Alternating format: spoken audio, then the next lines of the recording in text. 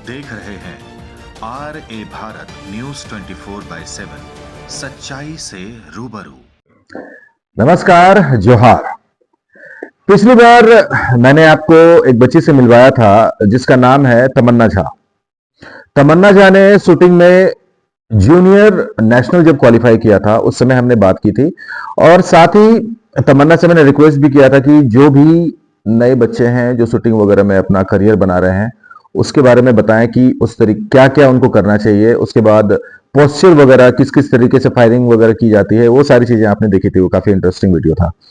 अब कुछ एक नया अचीवमेंट तमन्ना ने किया है। वो क्या है? मेरे साथ तमन्ना है। तमन्ना से मिलते हैं और बात करते हैं। तमन्ना, सबसे पहले तो आपका बहुत बहुत स्वागत है, और हमारे ख्याल से दूसरी बार मैं आपका इंटरव्यू ले रहा हूँ। Yes. सबसे पहले थैंक यू सो मच।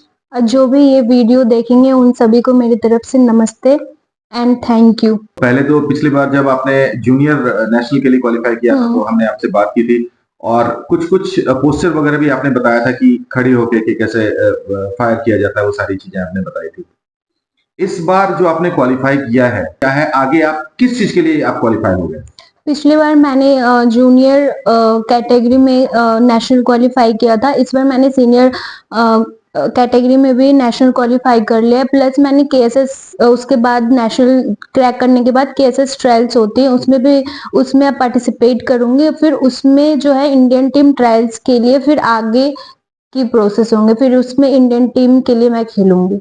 आप केएसएस के ट्रायल में पहले जाओगे या केएसएस में सीधा जाके पार्टिसिपेट करना है? बस जाके सीधा पार्टिसिपेट करना है, केएसएस में पार्टिसिपेट करना है, फिर इंडियन टीम ट्रायल्स के लिए भी पार्टिसिपेट करना है, मीन्स मैच खेलने हैं। आप कितने दिनों से आपका ये जो प्रैक्टिस है ये केएसएस में पार्टिसिपेट करने का या इंडियन टीम में आपको खेलने का, ये सारी चीजें हैं, तो कितने घंटे प्रैक्टिस हो जाती है आपकी?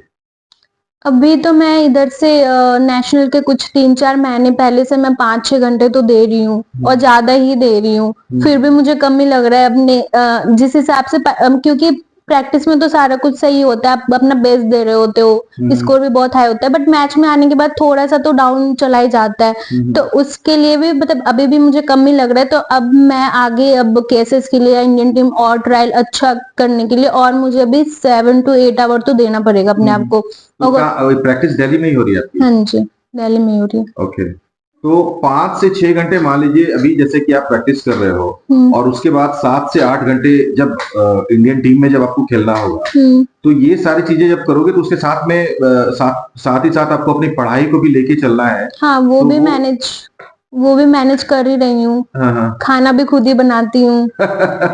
स्टडी के लिए भी टाइम निकालना पड़ता है 1-2 घंटे, फिर ट्रैवलिंग टाइम भी जाता है 1-2 घंटे।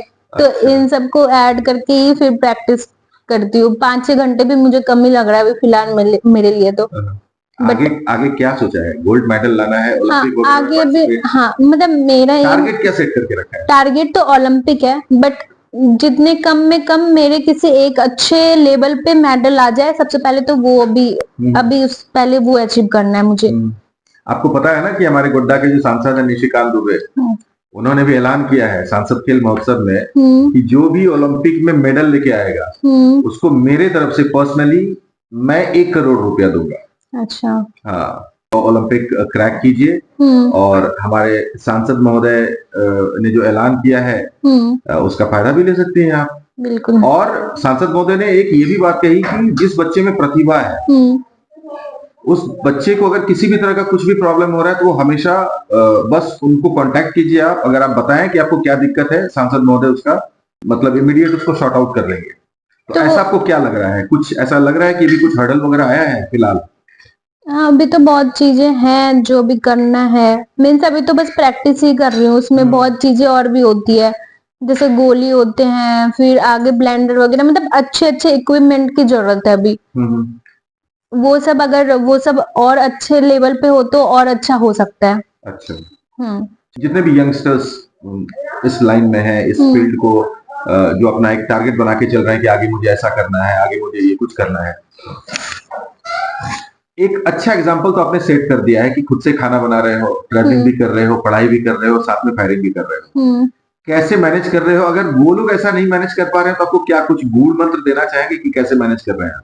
जो बच्चे बाहर रह के कर रहे हैं, जैसे घर से दूर हैं, क्योंकि बहुत बच्चे, जैसे मैं दिल्ली में हूँ तो वहाँ पे सारे बच्चे दिल्ली के ही हैं, मैं हूँ और एक दो बच्चे जो बाहर से आए हुए, तो वो लोग भी मैनेज कर ही रहे हैं अपने प्रैक्टिस को लेके, लेकिन मैं ज्यादा टाइम दे रही हूँ क्योंकि मेरी प्रोफेशन ही यही है, तो मुझे इसको ही ज्यादा टाइम देना, प्लस स्टडी, ये सब तो अब खुद खुद ही निकालना पड़ता है टाइम, वो तो आप डिसाइड करोगे कि आपको कितने घंटे क्या करना है, उसके बाद कब आप घर पहुंचो, फिर कब आप पढ़ाई के लिए बैठो।